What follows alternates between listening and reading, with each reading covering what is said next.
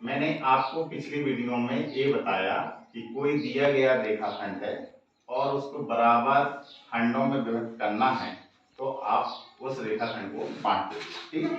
दूसरे टाइप का मैंने प्रश्न ये सिखाया कि कोई एक दिया गया रेखाखंड है और उसको कोई दिया गया अनुपात होता है उसमें बांटना होता है तो आप बांट लीजिए। ठीक है।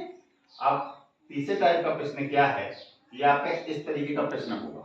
क्या लिखा है, 8 सेंटीमीटर माप का रेखाखंड ए बी खींचिए।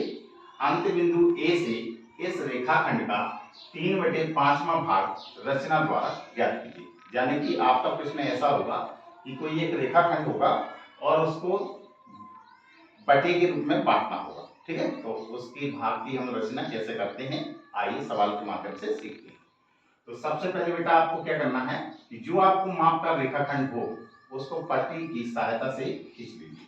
कितना लिखा है, 8 सेंटीमीटर माप का, तो आप पटरी की सहायता से 8 सेंटीमीटर माप का एक रेखाखंड खींच लेंगे। इस बिंदु को आपने ए माना और इस बिंदु को बी माना। यहाँ पर तो ये लिखा हुआ है ए बी, इसलिए ए बी मान लिया। जरूर नहीं कि आप ए और बी ही मानो, कुछ भी आप मान सकते हो। ठीक है। ये कितना है, यहाँ से यहाँ तक की इसकी दूरी है 8 सेंटीमीटर। अब क्या करना है आपको, अब आपको आगे हल करने का तरीका ये है कि बिंदु ए से न्यून कोण बनाते हुए एक रेखा खींचिए। ठीक है। न्यून कोण बनाते हुए एक मैंने रेखा ए एक्स खींची। क्या खींची है, ए एक्स। अब आपको बेटा ये देखना है कि जितना ए बटे में लिखा है, बटे में कितना लिखा हुआ है, 3/5। इसका कहने का तात्पर्य कि 5 के 3 भाग, 5 के 3 भाग, 3 भाग आपको निकालना है। ठीक है। तो इसका मतलब है 5 कट आपको पहले लगाना है।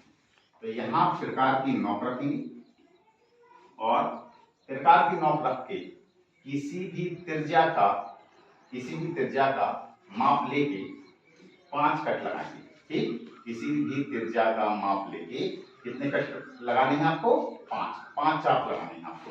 तो एक कट मैंने जी लगाया, एक यहाँ प्रकार की नोक रखेंगे, दूसरा एक कट लगाया, यहाँ प्रकार की नोक रखेंगे, तीसरा कट ये लगाया, 4 और 1 5। ठीक है।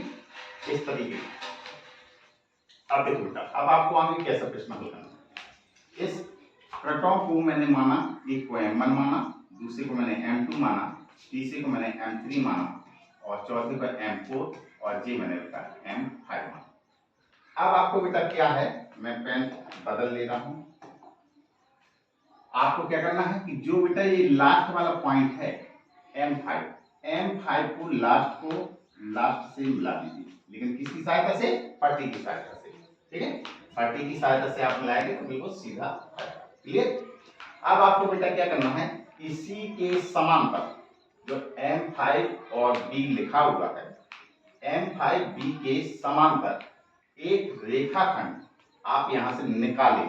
जब भी बटे लिखा होगा तो इसका मतलब है कि 5 यहां लिखा हुआ है, तो 5 में से कितने 3 भाग आपको निकालना है। ठीक है।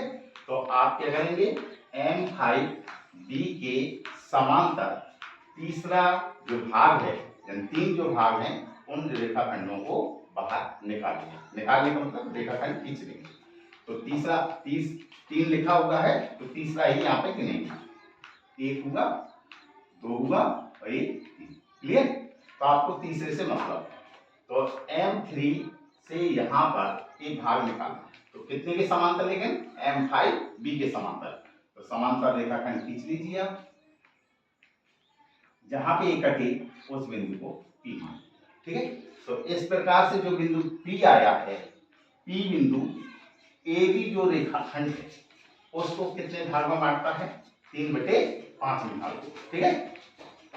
तो इसका मतलब ये आपको निकल के आया कि जो बिंदु P है वो AB को कितने भाग में बांटता है, 3/5 भाग में बांटता है। बस आपका इस तरीके से ये रचना हो जाती है। ठीक है। तो इस तरीके का अगर प्रश्न हो तो आप ऐसे हल कर सकते हो। आपको अगर निकालना है कि AP का मान कितना होगा तो आप लिख सकते हो कि AP बराबर, ये कितने कट लगे हुए हैं, 3, तो 3 लिख देंगे और बटे में कितना लिखेंगे, 5, और यहाँ पर बेटा आप लिख दोगे AB।